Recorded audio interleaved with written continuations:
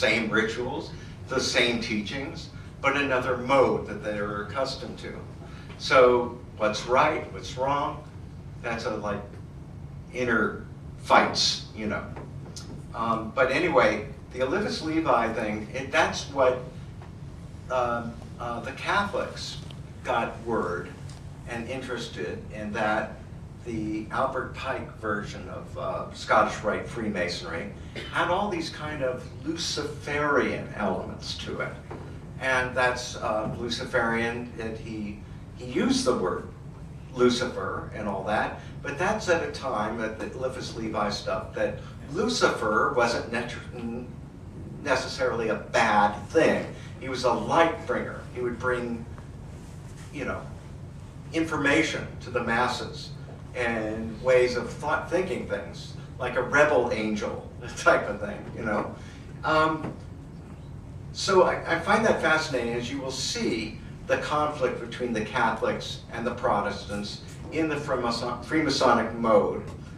They would use the Olivis Levi portion of the Scottish Rite ritual against Freemasonry, and that it was a satanic type of teaching. Here, since we're on Olivis Levi, this is his Masonic War certificate that was carried by soldiers, both Northerners and Yankees and Confederates. And in case they were caught by, on the other side, by another Freemason, this gave them like, it's sort of like a get out of jail free card almost. Wow. And that's interesting too, because who are they fighting for? Are they fighting for the Northerners or Southerners, or for the Masonic Church? That's in question. Who do they work for? Wow. The biggest and first major problem with Freemasonry in America was with what happened is that people started getting a little anxious about Freemasons being in charge of things, because they were limiting the people in charge. Only Freemasons were in charge, really, on the whole. And what happened is that people started getting conspiratorial and paranoid about it. Freemasons are ruling the whole world, you know? And they were ruling a lot of what American culture was at the time. This guy, Captain William Morgan, brought out a little expose, and this is a weird version of it here, of the front cover of it. And William Morgan's expose of that, of what the Masonic rituals were, was brought out. Now, in Freemasonry, if you tell a ritual, that you can be killed or murdered for that in pretty gruesome ways. Obviously, before this, it didn't happen that much, but here's this man who brought out those rituals. He was kidnapped by some Freemasons and killed after being kidnapped by them. And what happened was this huge backlash against the Freemasons, like the 1820s, 1830s. And this book, that was a best-selling book at the time. It sold millions of copies in America, and then the Freemasonic backlash came. The first third party in the United States was formed as a result of the anti-Masonic backlash. The party was called the Anti-Masonic Party. That's a kind of small-minded view, won't you think, of a third party? But whatever the case is, this is an etching based on the leader William Wirt. Here we go with the Catholic Church scandal broadcasts against the Protestants and the Freemasons. There we have the Baphomet figure and various types of cult chicanery. And then what we have here are Freemasons really coming to grips with this accusation, the satanic accusations, and using it in turn against them. They thought it was a big joke. here we are going to climb onto these satanic goats and have our free will with them. In part, to create a sense of like, join us, create more members. They would put out these books or these in-jokes and postcards and whatnot. We got all these hot girls who are climbing goats, and you know what that means. There was this amazing book of in-jokes for, I think it was done in 1903 by the Freemasons, and the in-house goat joke created a 600-page comic book. And here's one image from it, and this is the goat kind of doing a marionette type of thing with various fraternal orders. On the upper left, that's a where is it on the right side? Oh, upper left still. That's a red man. That was a group. We'll get into what the red man was in a few minutes. So it's a Shriner beneath the red man. To the right, there's a guy with a clock. I think that's the Elks Lodge, because they're big on the hour of 11, because that's when they have to drink. And then that's onto his right is that triangle. I guess that's a regular Freemasonic York Rite Mason, and to his right is a Knight Templar with that kind of militaristic cap. Here we go. Oh, no. These joke postcards were used for raising members and creating more members. Because they're free and easy with women and who knows what. Another thing, it was an in-joke that all Masons were just drunk all the time. And this is not an opposition view. This is an interior view. Here's another one. I'm not sure what it means, actually. There's that book I was speaking about earlier. It's called The Lodge Goat, Goat Rides, Butts, and Goat Hairs, gathered from the lodge rooms of every fraternal order.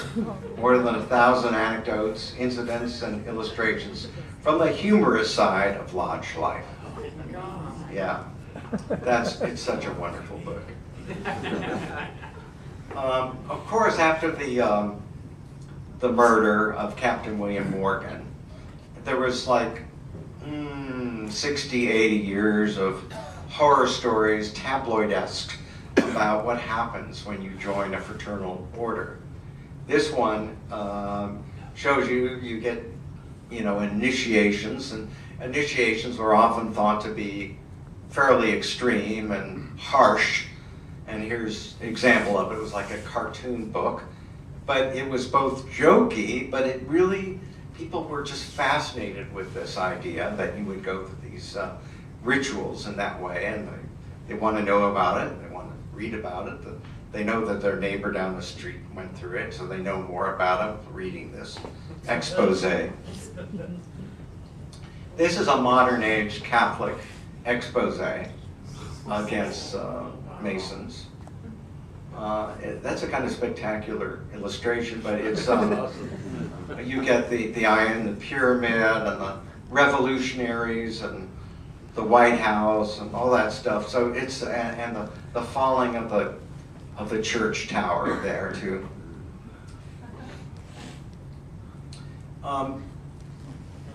After that blow up with the Freemasons, with the Captain William Morgan murder, other organizations started to get a lot of members because people didn't want to belong to the Masons for some, decades.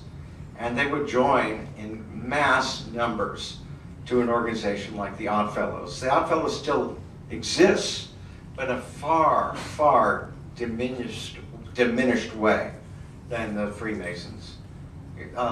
They came over from England, actually. It was big in England, but it came much bigger in the United States. Here's some Again, postcards, which showed the significance of joining a Masonic or pseudo-Masonic group, like the Moose Lodge is one, the Moose Lodge, and there's so many other lodges. We can get into what the lodges were for, because there are blue-collar lodges, there are white-collar lodges, there are labor lodges. There's still labor lodges, like a Teamsters is a fraternal lodge, you know, and all these groups who are in labor unions, that was part of being like a quasi-Masonic organization. Here's some of those blue-collar lodges. The WOW thing is Woodmen of the World. Fraternal Order of Eagles in the lower right-hand corner.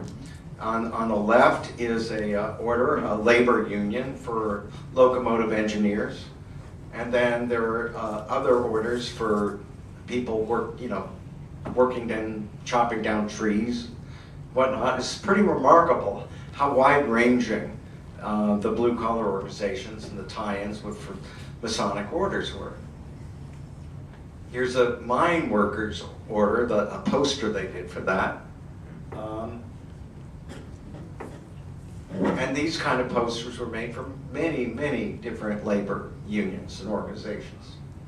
Here's one someone asked about the Grangers earlier, the G representing the Grangers, of course, is a rural organization, farmers primarily.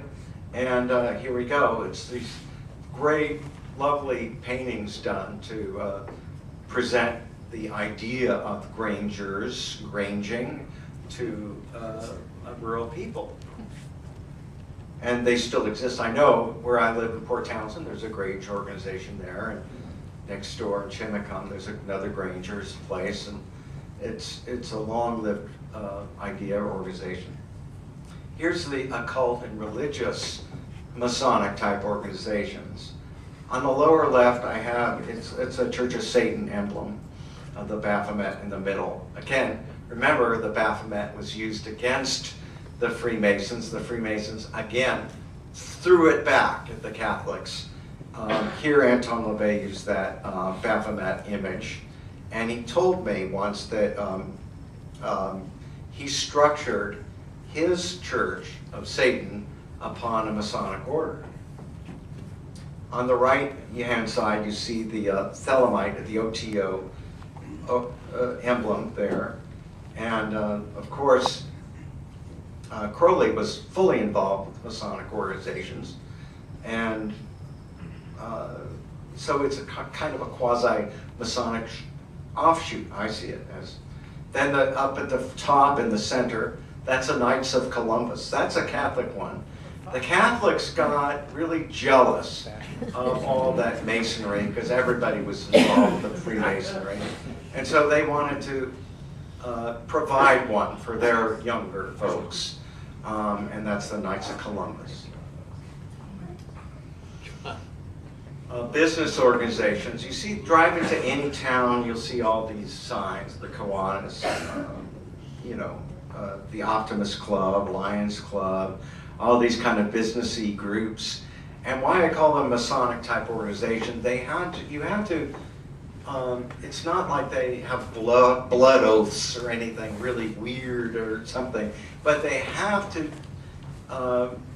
say an oath, and it is kind of secretive in a way, and you're doing a kind of a belonging, a ritualistic, occult, almost occult type oath to belong to a business organization. It's interesting to me. There are some weirder business organizations, business things going on. And this is from St. Louis, a veiled prophet of St. Louis. And it comes from a poem by William Moore about the Khorasan, veiled order of the Khorasans. It was a late 19th century poem. But this business organization in St. Louis sort of took it over. And in that, there was sort of like a debutante ball as well as a parade. And the higher class people from St. Louis took place in that, and the people with more money and all that took place. And